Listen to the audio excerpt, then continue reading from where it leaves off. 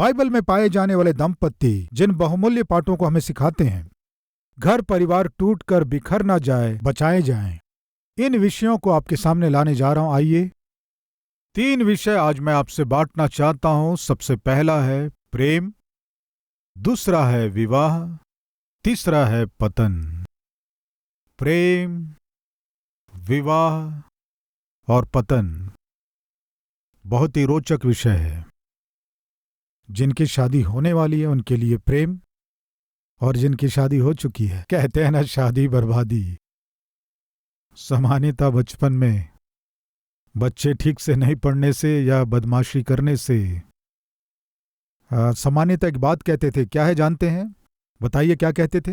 अरे लड़के, अगर तुम्हारे पिता ने देखा तो तुम्हारा क्या करेंगे? तुम्हारे पिताजी तुम्हें देखेंगे तो तुम्हारी शादी कर देंगे। कहने से अर्थ क्या है? तुम्हारे पिताजी तुम्हें देखेंगे तो तुम्हें सजा देंगे। सजा का पर्यायवाची शब्द ही है शादी। पनिशमेंट शब्द का पर्यायवाची शब्द क्या है? शादी। आज विवाह बहुतों के जीवन में एक पनिशमेंट बन गया है, दंड बन गया है। विवाह के बाद आनंद के साथ, खुशी के साथ रहना चाहिए। आनंद को खोकर अशांति से जीने वाले बहुत से लोग हैं। कुछ लोगों के लिए विवाह स्वर्ग है तो कुछ लोगों के लिए विवाह नर्क बन गया है। प्रिय, एक पिता और पुत्र मिलकर एक क्रिश्चियन विवाह में गए। दूल्हा काले सूट में आया और दुल्हन सफेद साड़ी में आई, सफेद ड्रेस में आई। तब वो छोटा लड़का अपने पिताजी से पूछा, पिताजी, दूल्हे का ड्रेस काला और दुल्हन का ड्रेस सफेद क्यों है? इस तरह पूछा। अनुभवी पिता ने उत्तर दिया, बेटे, सफेद रंग खुशी को दर्शाता है और काला दुख को दर्शाता है। दुल्हन के खुशी के दिन प्रारंभ हो गए हैं और दूल्हे के क्या हो गए हैं? दुख के दिन प्रारंभ हो गए हैं। इसलिए बाबू black and white, crack in the night कहते हैं। आज हो सकता है आपके जीवन में पति पत्नी में से एक आनंदित हो रहे होंगे। पति की कमाई पर एंजॉय करते हुए पत्नी आनंदित हो रही है क्या? या पत्नी बहुत परिश्रम करके कमाकर लाने से बैठकर खाने वाला पति एंजॉय कर रहा है क्या? कोई एक जन जीवन में सुख पाना ये आत्मिकता नहीं है, परिवार नहीं है। दोनों मिलकर आनंदित होना परिवार है। प्रियो, एक लड़की के हाथ में फोटो था। अपनी माँ को कन्विंस कर रही थी, इससे शादी नहीं करूंगी, इससे शादी नहीं करूंगी। लेकिन माँ अपनी बेटी से कह रही थी, इससे कर लो बेटी शादी, अच्छी नौकरी है, अच्छा परिवार है, लड़का दिखने में भी सुंदर है। मम्मी, आपको क्या देख रहे हैं? हंस रहे हैं तो भयानक रूप से दांत दिखाई दे रहे हैं। हंसने से क्या हो रहा था? उस लड़के के दांत दिखाई दे रहे थे। हंसने से दांत बाहर दिखाई दे रहा है, बाहर निकले हुए हैं। इस एक कमी के अलावा बाकी सब ठीक है मम्मी। इनके हंसने से दांत दिखाई दे रहे हैं, मैं नहीं करूंगी मम्मी। कहने से मम्मी ने कहा, मैं तुम्हारे विषय में जानती हूं, यह समस्या नहीं रहेगी, तुम शादी कर लो। क्यों नहीं रहेगी? तुमसे शादी करने के बाद वो कहां हंस पाएगा? तुम्हें हम सह नहीं पा रहे हैं, इसलिए तो तुम्हारी शादी करके तुम्हें भेज रहे हैं। आज ये वास्तविक है क्या? लड़कियां हो सकती हैं और लड़के भी। लड़के लोग आवारा घूमते रहते हैं। पिता कहते हैं, अरे तुम्हारी शादी करवाना ही पड़ेगा, किसी लड़की को लाकर तुम्हारे गले बांधना ही पड़ेगा। प्रियो, आज शादी यानी क्या है जानते हैं? फंदा। गांव में क्या करते हैं जानते हैं आप? शादी करने से ही तुम स्थिर रहोगे। प्रियो, सामान्यतः गांव में गाय और बैल स्थिर नहीं रहते हैं। गले का रस्सी टूट गया तो बस इधर उधर उछलकर भागने लगते हैं। इस तरह भागने वाले बैलों और भैंसों के गले में क्या करते हैं जानते हैं? रस्सी के साथ एक लकड़ी बांधते हैं। लकड़ी बांधने के बाद जब ये भागते हैं तो पैरों से टकराता है। जब उसके टांगों में लगता है, टकराता है, तब पैर टूट जाता है। इस तरह टकराने के कारण ये गाय बैल जो दौड़ते हैं धीरे धीरे चलने लगते हैं।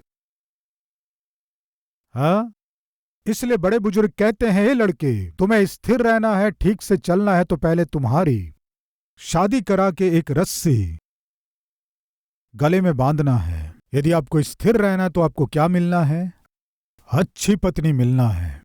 बाइबल में एक सुंदर बात है, भली पत्नी कौन पा, जोर से बोलिए, जोर से बोलिए, जोर से बोलिए, सकता है, क्योंकि उसका मूल्य मूंगों से भी बहुत अधिक है। बहुत से पति जिनकी पत्नी भली होती है उससे डरते हैं। समय से घर नहीं आ पाते हैं तो डर, कुछ गड़बड़ी करने से डर, हमेशा फोन में बात करते रहने से डर, क्योंकि उनकी पत्नी भली पत्नी है, इसलिए पति कोई गलत काम नहीं कर पाता है। गले में एक रस्सी, इसलिए आज बहुत से लोगों के लिए शादी गले में रस्सी के समान है। शादी एक पनिशमेंट है, लेकिन ये सत्य नहीं है प्रियो। परमेश्वर ने विवाह को मनुष्य के लिए पनिशमेंट के रूप में इसे नियुक्त नहीं किया है, लेकिन हम परमेश्वर की आज्ञा नहीं मानते हैं। इस कारण हर एक मनुष्य अपने मन मर्जी से जी रहा है। इस कारण ये विवाह की प्रणाली लोगों के लिए मजाक बन गया है। ये विवाह की प्रणाली एक पनिशमेंट बन गया है, गले का फंदा बन गया है। आज यदि आपके परिवार की प्रणाली आपके लिए पनिशमेंट बन गया है तो परमेश्वर जिसने परिवार की नींव डाला है उनकी सहायता लेने के लिए निश्चित रूप से आप प्रार्थना करके परमेश्वर की सहायता को चाहेंगे तो आज आपको आपका परिवार पनिशमेंट दिखाई दे रहा होगा, लेकिन आपके परिवार को सही करने के लिए मेरा परमेश्वर तैयार है। और उसी समय जल्दबाजी में निर्णय लेकर आप अपने जीवन को अपने ही हाथों से नाश करेंगे तो, और वचन के विरुद्ध यदि आप जिएंगे तो आप कितने नष्ट को उठाएंगे, आज मैं आपसे बांटना चाहता हूं। क्यों जानते हैं? लोग आज विवाह को सजा समझ रहे हैं, क्योंकि विवाह हो गया तो बस जीवन में शांति नहीं रहती है। मेरे पास एक संतोष नाम का भाई काम करता था। वो हमेशा हंसता था, कोई भी बात करें हंसता था। एक बार मेरे पास बहुत संतोष के साथ आया। मैंने पूछा क्या बात है संतोष, बहुत संतोष दिख रहे हो? मेरी शादी है सर। बोला तुम्हारी शादी है? ये जो शादी का कार्ड बांटते हैं ना, उनके चेहरे को देखना, आप बहुत खुश रहते हैं, बहुत खुश। सामान्यतः किसी के विवाह के विषय में बात करते हैं तो वे बहुत ही शर्माने लग जाते हैं, शर्मा कर इधर उधर घूमने लगते हैं। यस, ये संतोष भी बहुत खुश हो रहा था, बहुत आनंदित हो रहा था, क्योंकि उसकी शादी होने वाली है। तब मैंने कहा संतोष, तुम शादी से पहले बहुत खुश रहते हो, बहुत आनंदित रहते हो ना? शादी के बाद भी ऐसे ही खुश रहोगे क्या? हाँ जरूर रहूंगा सर। बोला सही बताओ, कहने से आप देखेंगे सर। बोला ठीक है शादी कर लो। शादी हो गई, फंदा लग गया, गले में फंदा, उसकी शादी हो गई। 2 महीने के बाद वो फिर से मुझसे मिला। शादी के पहले वो संतोष अलग था, शादी के बाद का संतोष अलग था। नाम में संतोष था लेकिन उसके चेहरे में संतोष नहीं था। क्यों ब्रदर, शादी के बाद भी संतोष रहूंगा? बोले ना, अनुभव नहीं होने से ऐसे ही रहता है। शादी के पहले मुझे नहीं मालूम था शादी यानी क्या है, जिम्मेदारियां क्या हैं, पत्नी यानी क्या है। आज इन बातों को सुनने वाले भाई और बहन, विवाह के रूप में एक अद्भुत प्रणाली को जब परमेश्वर प्रारंभ किए, उत्तम उद्देश्यों के साथ प्रारंभ किए। मनुष्य का अकेला रहना अच्छा नहीं, उसकी एक सहायक होना है, एक पत्नी होना है। एक स्त्री का अकेला रहना अच्छा नहीं, एक पति होना है। ये दोनों मिलकर एक परिवार की नींव डालना है। परमेश्वर के द्वारा प्रबंध किया गया एक प्रणाली है विवाह, परिवार, दाम्पत्य। लेकिन इस बहुमूल्य दाम्पत्य जीवन में परिवार के अंदर किसी भी रूप में शैतान घुस रहा है। जब शैतान इस परिवार के अंदर घुस जाता है, प्रवेश करता है, शांति रहित कर देता है, आनंद नहीं रहने देता, संतोष नहीं रहने देता, एक दूसरे के प्रति समझ को रहने नहीं देता, गलत फहमियों को फैलाता है, शक उत्पन्न करता है। इन गलत फहमियों के कारण, शक के कारण, संदेह के कारण दोनों के बीच कभी बुझे ना ऐसी आग लगा देता है। सप्ताह हो जाए, महीना बीत जाए, लेकिन उन दोनों के बीच वो आग वैसे ही जलती रहती है। आग के ज्वालाओं को जलाता रहता। कारण क्या है कि परिवार की प्रणाली, मूल्यों के साथ आगे बढ़ना शैतान नहीं चाहता। शैतान परिवारों में घुसकर परिवारों को तोड़ रहा है और तोड़ने में वो सफल हो रहा है। फिर परमेश्वर उससे भी शक्तिशाली है। उसी परिवार को परमेश्वर सफलता नहीं दे सकते क्या? निश्चय दे सकते हैं। हमारा परमेश्वर असंभव को संभव करने वाला है।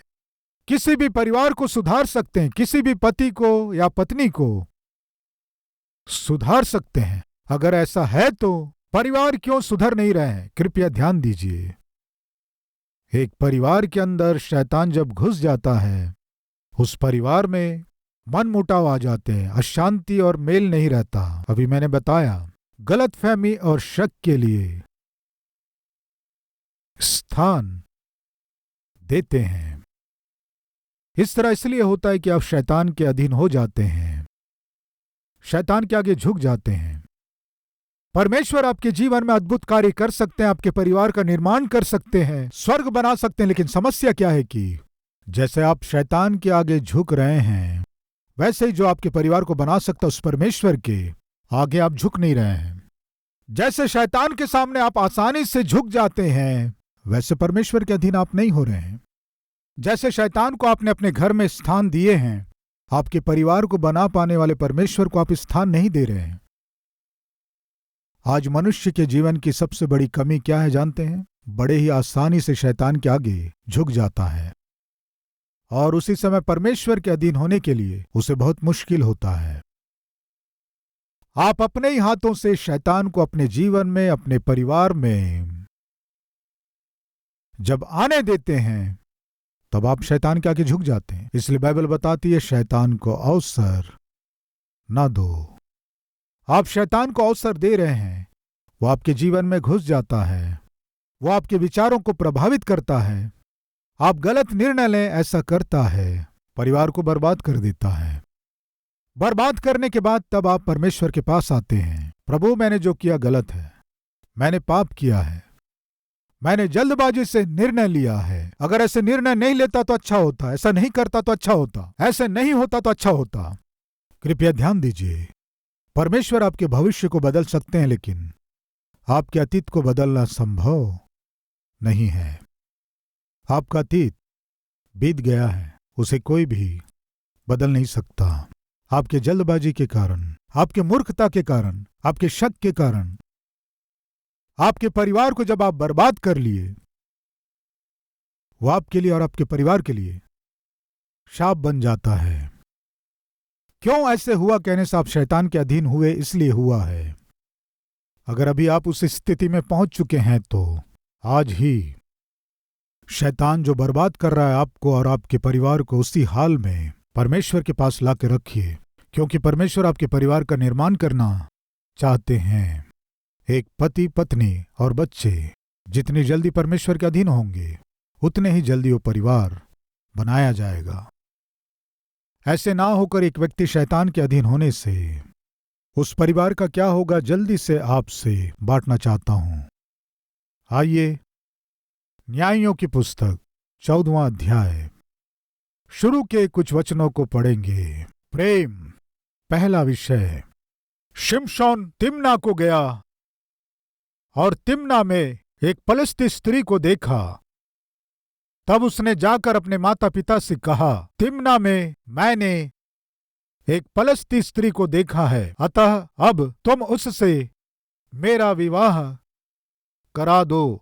उसके माता पिता ने उससे कहा, क्या तेरे भाइयों की बेटियों में या हमारे सब लोगों में कोई स्त्री नहीं है कि तू खतनाहीन पलिश्तियों में की स्त्री से विवाह करना चाहता है। शिमशोन ने अपने पिता से कहा, उसी से मेरा विवाह करा दे, क्योंकि मुझे वही अच्छी लगती है। प्रिय, शिमशोन परमेश्वर के द्वारा चुना गया है, नाजीर किया गया है, परमेश्वर के लिए प्रतिष्ठित किया गया, पवित्र जीवन जीने के लिए बुलाया गया है।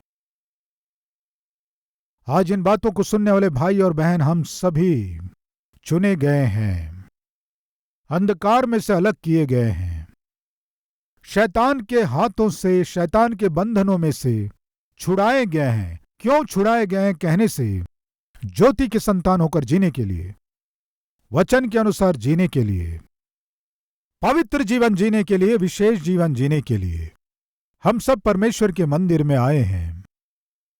मंदिर कहते हैं, इंग्लिश में उसे चर्च कहते हैं। चर्च जो शब्द है इक्लीसिया शब्द से आया है। चर्च यानी बुलाए हुए और उद्धार पाए हुए लोगों का झुंड। इक्लीसिया का अर्थ जानते हैं? अंधकार में से विशेष जीवन जीने के लिए बुलाया गया समूह, अंधकार में से पवित्र जीवन जीने के लिए, विशेष जीवन जीने के लिए बुलाए गए समूह, झुंड है। इक्लीसिया का अर्थ है।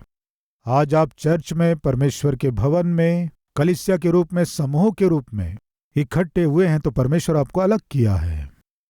आप विशेष जीवन जीना है इसलिए परमेश्वर अपनी उपस्थिति में लाया है। आप पवित्र जीवन जीना है इसलिए परमेश्वर आपको अपने बेटे और बेटियां बनाया है। आपके प्रति परमेश्वर की एक उत्तम योजना है। शिमशोन के प्रति परमेश्वर की एक उत्तम योजना थी। शिमशोन अपनी जवानी में परमेश्वर के लिए जब बलपूर्वक इस्तेमाल हो रहा था, पता नहीं उसे एक दिन क्या हुआ, तिम्ना को गया। तिम्ना वो अच्छा प्रांत नहीं है। तिम्ना एक बुरा स्थान है। वहां वेश्याएं रहती हैं जहां आसानी से पाप किया जा सकता था। शिमशोन जिसे पवित्र जीवन जीना था, अलग होकर जीना था, परमेश्वर के लिए समर्पित होकर जीना था, उसे तिम्ना जाने की क्या आवश्यकता थी बताइए? आज इन बातों को सुनने वाले जवान भाई और बहन, आत्मिक भाई और बहन, हम जो पवित्र जीवन जीने के लिए बुलाए गए हैं, वेश्याओं के रहने के स्थान में हमें क्या काम है? पवित्र जीवन जीने के लिए बुलाए गए बहनें, लड़कों के साथ पार्क में तुम्हें क्या काम है?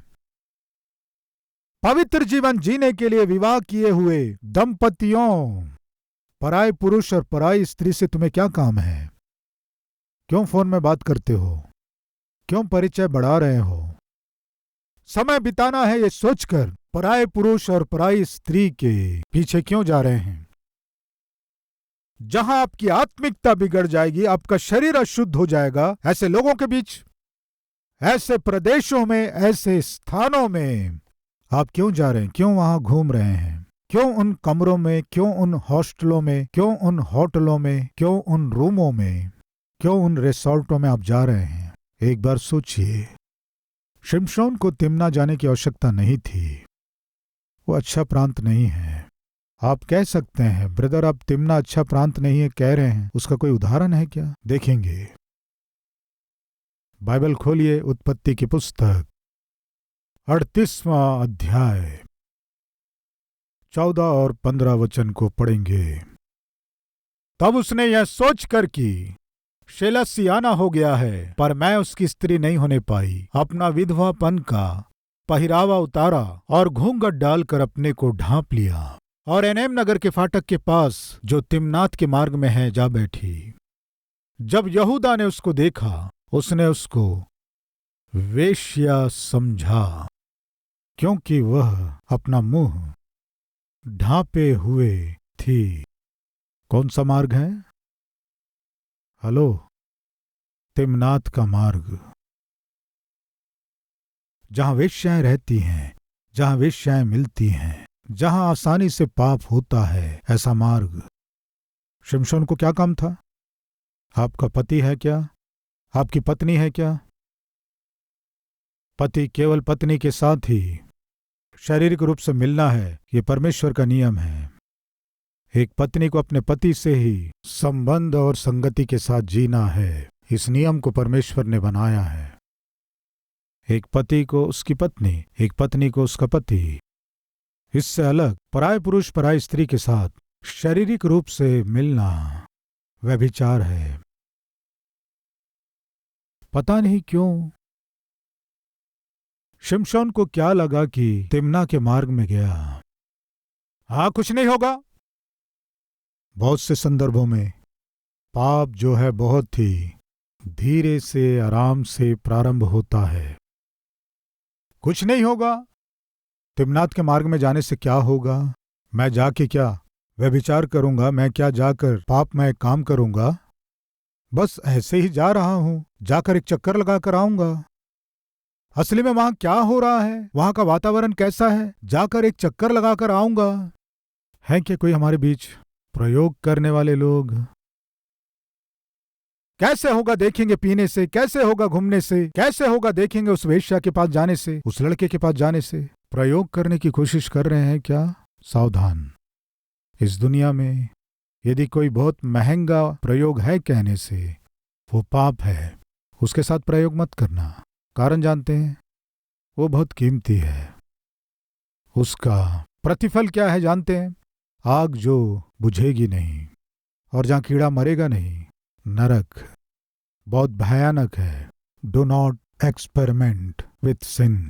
क्या होगा फोन में बात करने से? ये तो सामान्य बात है ना। सामान्य क्या, उसी से शुरू होता है। फोन में बात कर रहे हैं उतना ही तो। उसके बाद कहीं मिलेंगे, कभी कभी मिलता हूं, उतना ही तो है ना। उसके बाद जहां कोई नहीं है वहां मिलेंगे, अकेले में मिल रहा हूं, उतना ही है ना। उसके बाद उसके साथ पाप करोगे। केवल एक बार ही तो पाप किया हूं, उतना ही है ना। एक बार करने से क्या हुआ, 100 बार करने से क्या हुआ? कहां से स्टार्ट हुआ? एक हंसी से स्टार्ट हुआ, बातचीत से स्टार्ट हुआ, एक परिचय से स्टार्ट हुआ। ये कहां तक गया? एबॉर्शन तक चला गया। कृपया पाप को हल्के में ना लें। कुछ नहीं होगा ऐसे ना सोचें। परमेश्वर आज मुझसे बात किए हैं। मैं कैसा हूं, मैं कैसा जीवन जी रहा हूं, प्रभु ने मुझे बताया है। मैं अपने आप को सुधारूंगा। कहने वाले हैं तो आज मेरे साथ मिलकर प्रार्थना करेंगे।